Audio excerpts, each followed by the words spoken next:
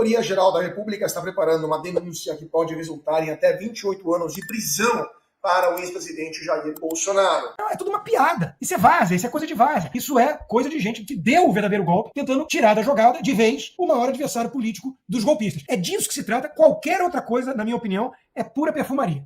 Essa denúncia estaria sendo finalizada com base em relatório da PF sobre a suposta tentativa de golpe e o Gonê deve pedir a condenação com base em 3 artigos diferentes, podendo resultar em pena de 11 a 28 anos de prisão, uma denúncia que focará apenas na acusação de organização criminosa, deixando o caso das joias e cartões de vacina para um outro momento. Fabi Barroso, você que acaba de chegar com a gente, eu queria ouvi-la, nossa rainha do judiciário, sua opinião sobre esta acusação formalizada, essa denúncia formalizada contra o ex-presidente Bolsonaro.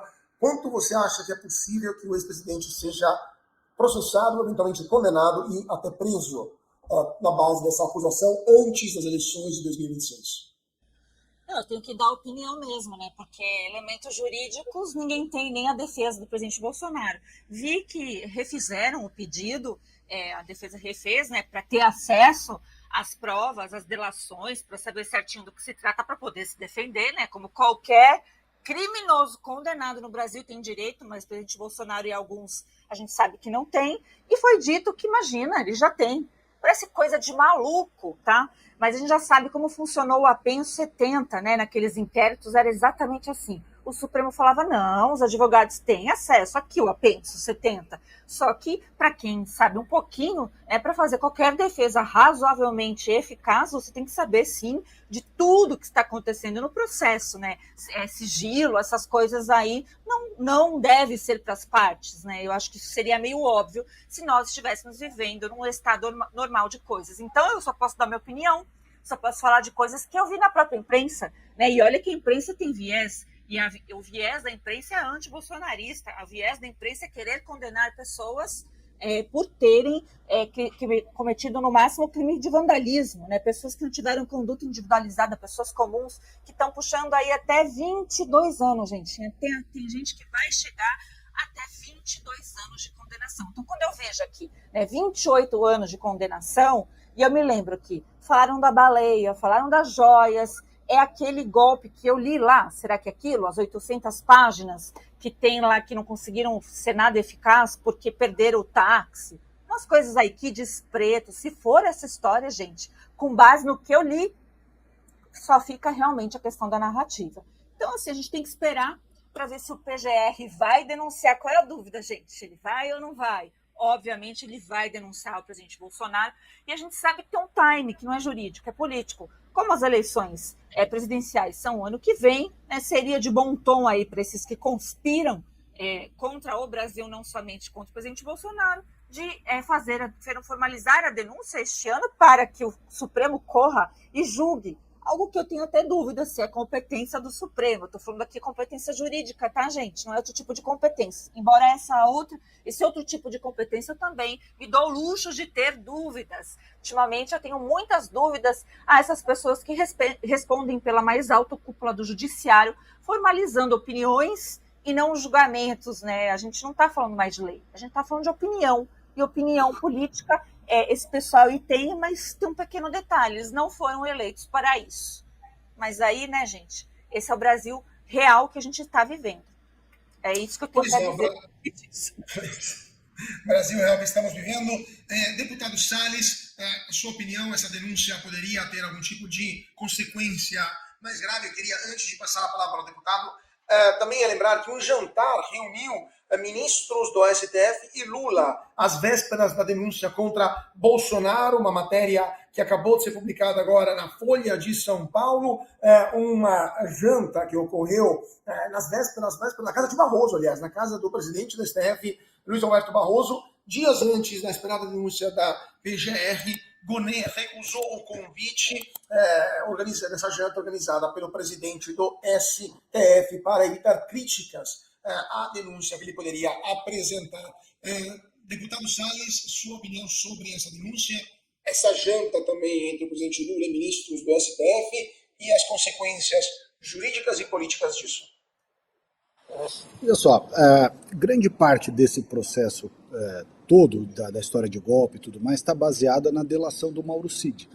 E há evidente, no caso do Mauro Cid, há um evidente esforço por parte tanto da relatoria do processo quanto do Ministério Público em forçar o Mauro Cid a dizer aquilo que ele pensa, que ele não pensa, que ele sabe ou que ele não sabe.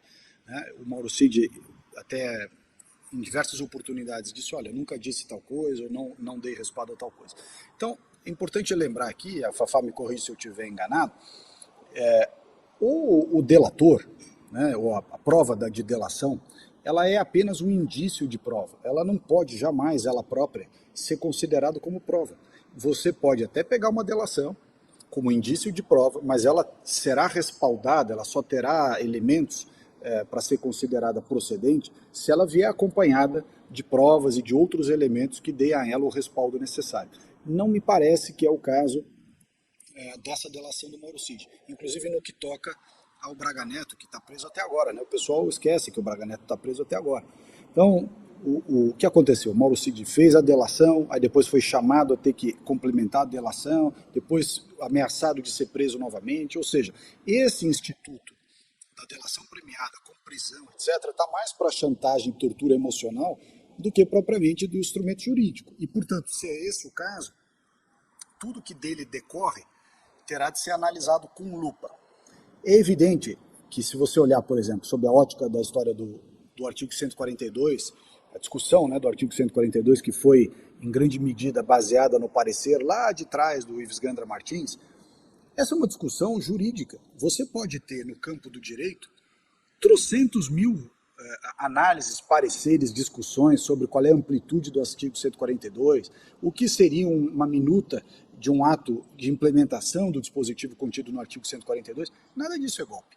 Golpe é se você mandar uma tropa, fechar um órgão, prender alguém, aí vai dizer, mas o golpe se frustrou, tentaram e não deu certo. Aonde que tentaram? Aquele bando de gente de verde e amarelo, com Bíblia na mão, estilingue, não sei o que, num domingo ou sábado, não lembro, com o prédio público fechado, nunca isso vai ser um golpe. O próprio ministro Zé Múcio Monteiro falou, na entrevista que ele deu recentemente ao Roda Viva, que aquilo não era golpe.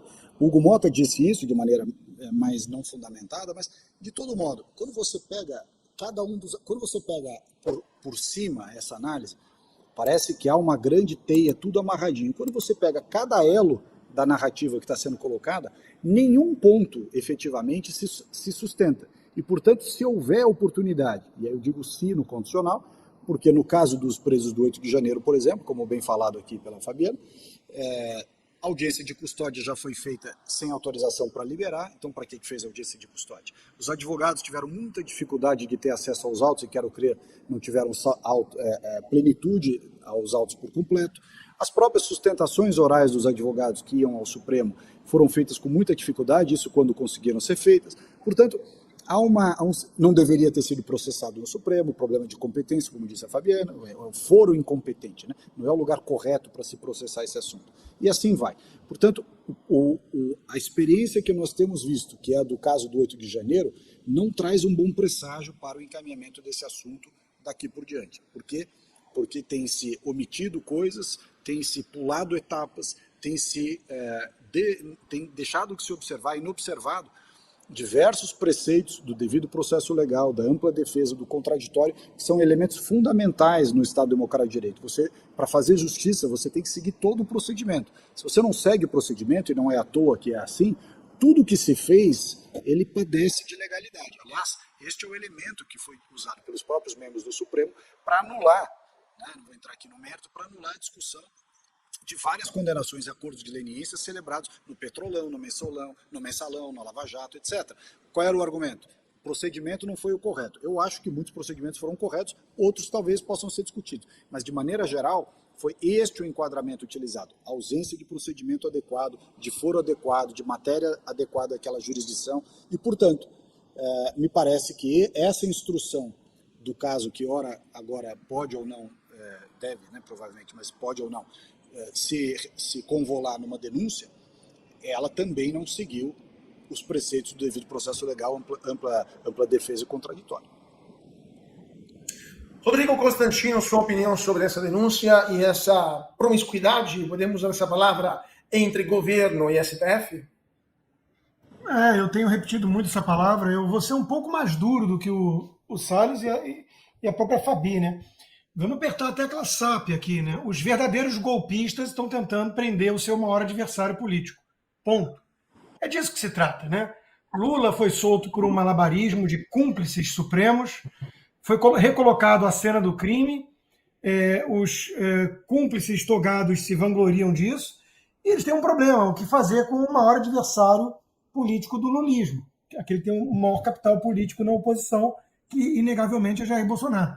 Eles já queriam ter prendido o Bolsonaro faz tempo, só que eles fazem um cálculo, qual a repercussão disso perante o povo, perante o resto do mundo, ainda mais agora que tem o Trump, né, nos Estados Unidos. Então esse é o cálculo deles, não tem nada jurídico nisso, é várzea. É várzea. Se eu não me engano, o Mauro Cid sequer é um delator, ele é um colaborador, porque ele não denunciou nenhum crime dele mesmo.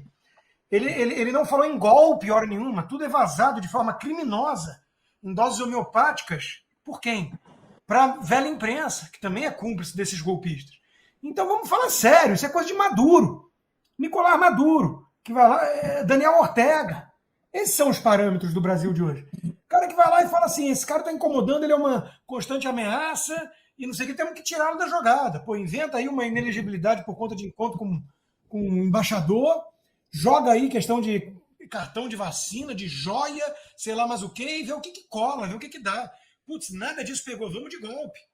Aquele que o ministro de defesa do Lula diz que não existiu. Aquele que o Gilmar Mendes, em entrevista em Portugal, diz que não existiu. Então é tudo uma piada. Isso é várzea, isso é coisa de várzea. Isso é coisa de gente que deu o verdadeiro golpe, tentando tirar da jogada, de vez, o maior adversário político dos golpistas. É disso que se trata. Qualquer outra coisa, na minha opinião, é pura perfumaria. Não vamos discutir se houve aqui o devido processo. A gente sabe que não tem devido processo. A gente sabe que esse pessoal é bandido. São bandidos. Togados ou não, não importa. São criminosos. E estão indo atrás de uma pessoa que não cometeu golpe nenhum. Isso está claro, né? Porque eles querem tirá-lo da jogada política. Ponto. Não vamos complicar o que é simples.